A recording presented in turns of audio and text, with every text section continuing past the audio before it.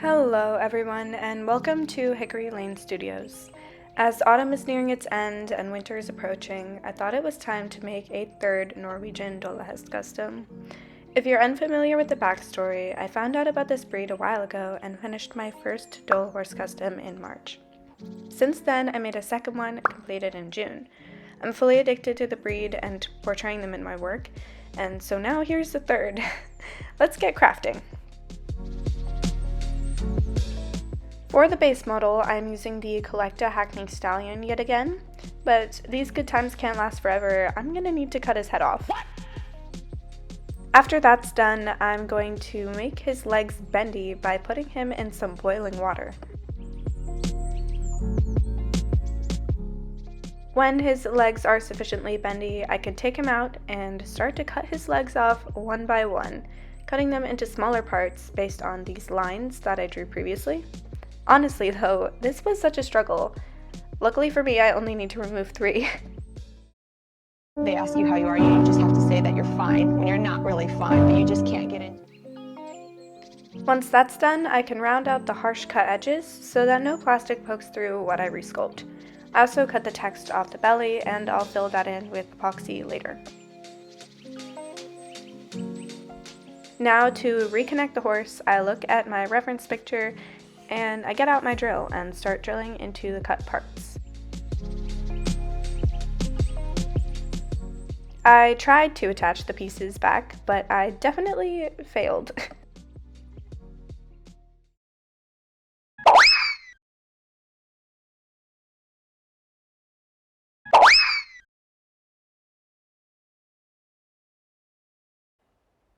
Finally!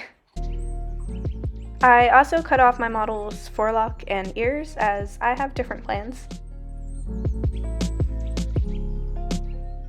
And after reconnecting all the legs, which I find to be an overwhelmingly frustrating process, he's looking like this, and I'm pretty happy with the pose.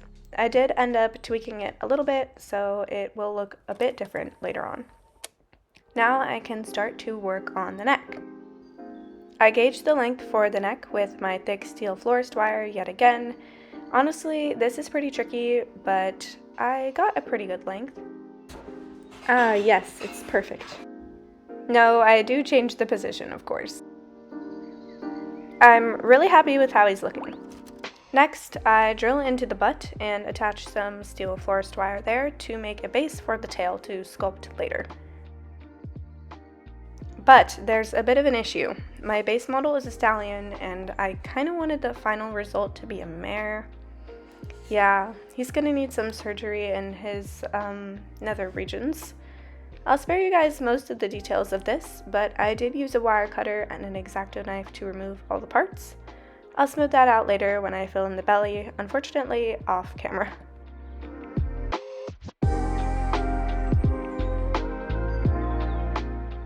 Now I'm going to attach tape to the neck to make a base for the epoxy to stick to, and also to flesh it out a little bit.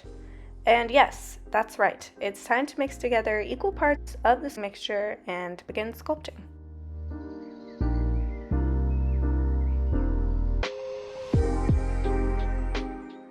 As a first pass, I lay out a chunk of epoxy on the neck, making sure it's covered, but really just giving me a base to sculpt the second pass on. I smooth this out with a combination of my silicone sculpting tools, water, and my hand.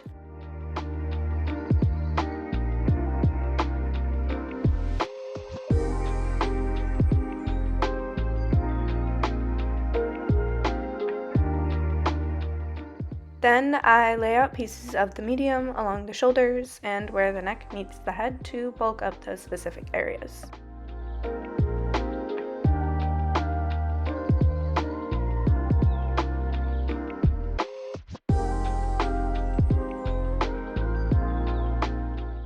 Now I'll lay out the basic large muscle groups and sculpt those into the base clay of the neck.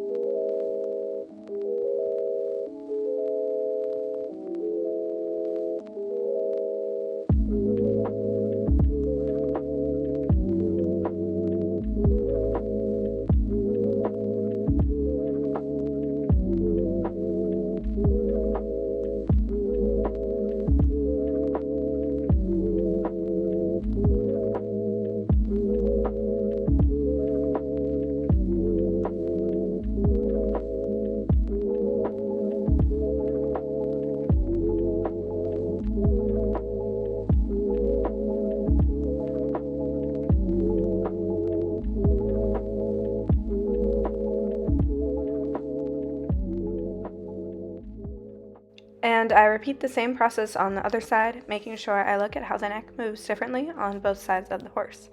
And here is the neck so far. I'm very pleased with how it's looking.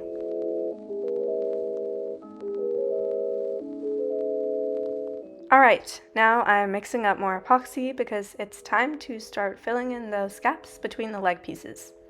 This kind of sculpting is quite tricky in my experience, to fill in the space but also retain detail, and I think I did alright.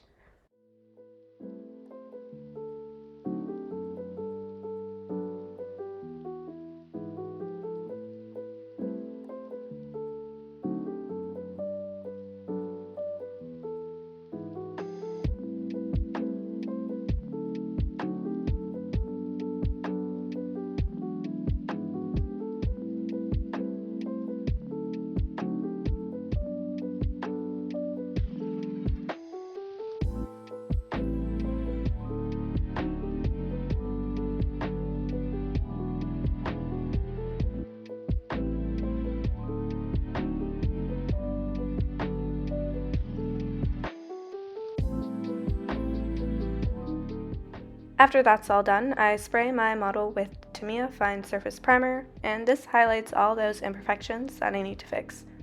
I do so with my epoxy sculpt as well as liquid green stuff putty. I sand down both the green stuff and any bumps that may be there.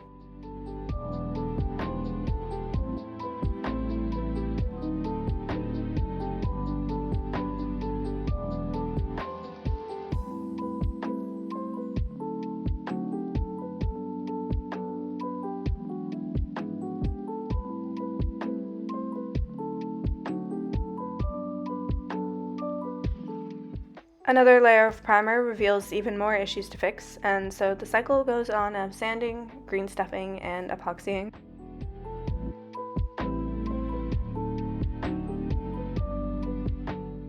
I'm really not a fan of the prepping stuff, but it is important to make your model look nice in the end.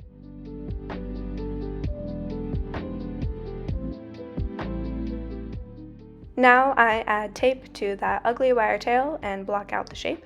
I also sculpted feathers in here, which I didn't show you how to do, but you can see how by clicking on the video in the eye in the corner, where I detailed that process a bit more.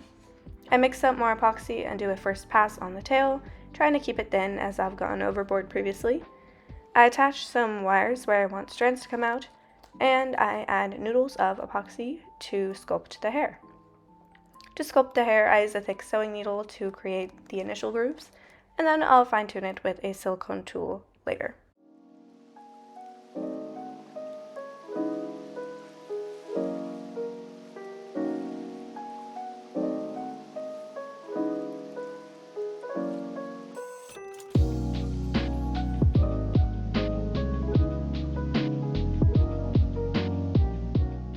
And that's the basic part of the tail done, but I did add some flowing strands and I think it looks really nice.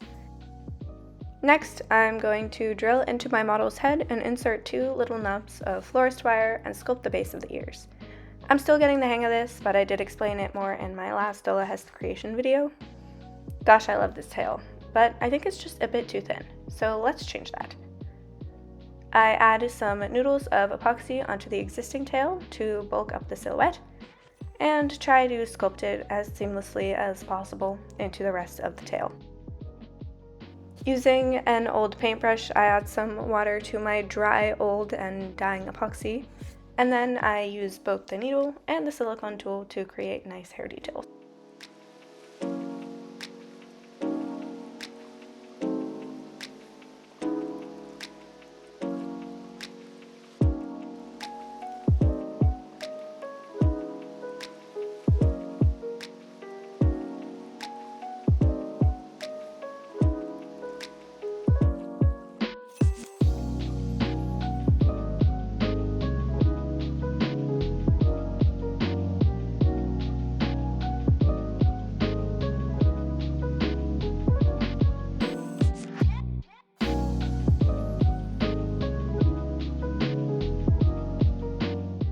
I do the exact same process on the mane, sculpting it with the same technique, but I unfortunately didn't capture any footage of sculpting on the camera. And with that, I think we're done sculpting and prepping, so we can move on to giving her a lovely base coat of white acrylic paint. I add lots of water to the paint to prevent brush strokes, and I build up the opacity in many thin layers as opposed to one thick one.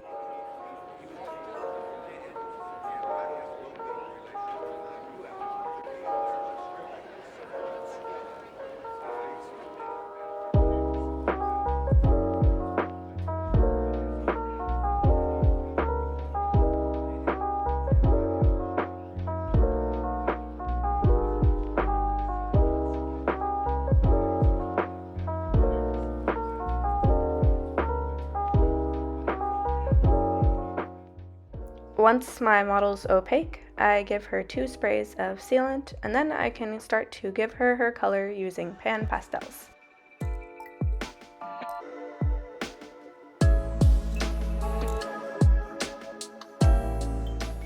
I start by putting down a layer of pastels in the base color of the model, which in this case is white. I find the pastels blend better with this, and it helps build the color and reduce graininess. Now, I want to say I should be wearing gloves, but in my house we were totally out of gloves at this point, and I just really wanted to start pastels. So please do as I say and not as I do. Wear gloves because the oils on your hands will cause graininess. I was fine this time, but only because I was really careful.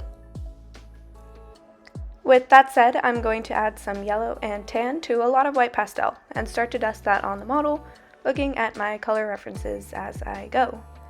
I'm aiming for a creamy cremello smoky cream shade, and I add pink wherever skin would be exposed, so the nose, eyes, and other areas like between the shoulders.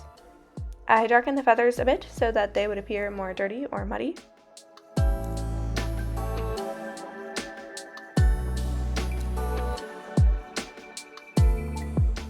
And I continue with this for about 3 layers, building up the color very slowly because she's going to be so light.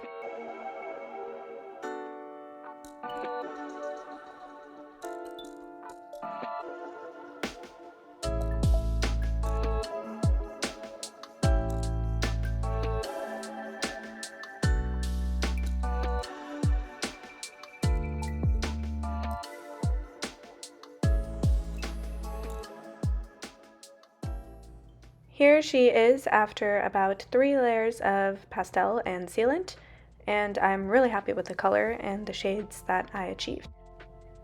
Now with the pastels done, we're ready to detail with acrylic paint. I mix up a yellowy white shade and apply that to the mane and tail.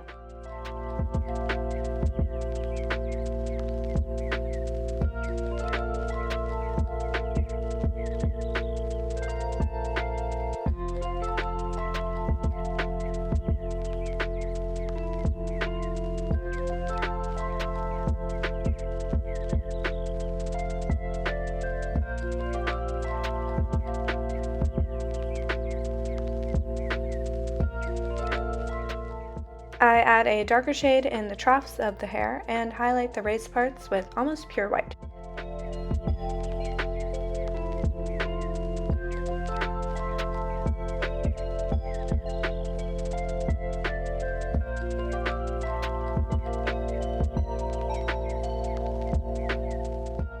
I mix up a light cream shade and highlight the vein details that I added earlier with porcelain liner. I know my hand is blocking the whole thing though.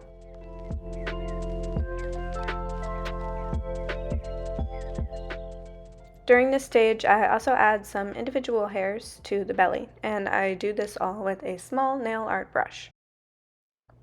Now, I wanted to try this new technique with the feathers for a while now.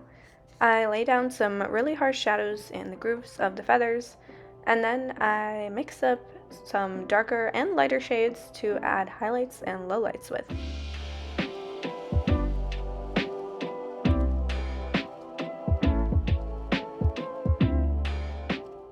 A lot of painting later, and I'm actually really happy with the result this gave, despite it being very trust the process in the beginning. It adds a lot of complexity to an otherwise boring part of the custom.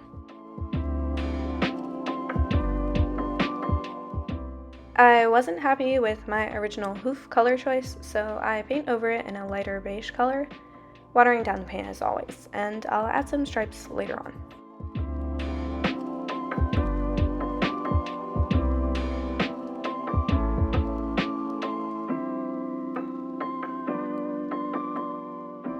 I add some small hair-by-hair details around the face, but they're not too visible.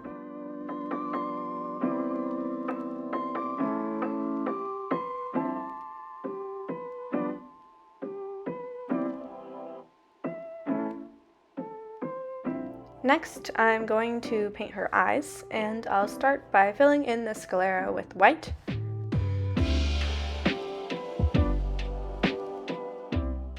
I add a hint of murky red in the corner of the eye, and I fill in the rest of the eye with a bluish gray, which makes for a really subtle and calm blue eye, as they can definitely look crazy sometimes. Then I add the oblong pupil with watered out, very dark brown paint, but of course my hand is blocking the whole view per usual. The last step is to sign my work with my initials and the year. And now this project is finally finished.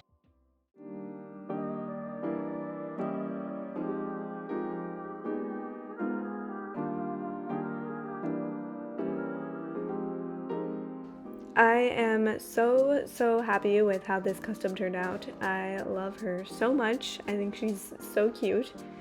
For her name, I decided to name her Freya, after the goddess from Norse mythology. I guess I'm really keeping on track with the mythological names for the horses in this series.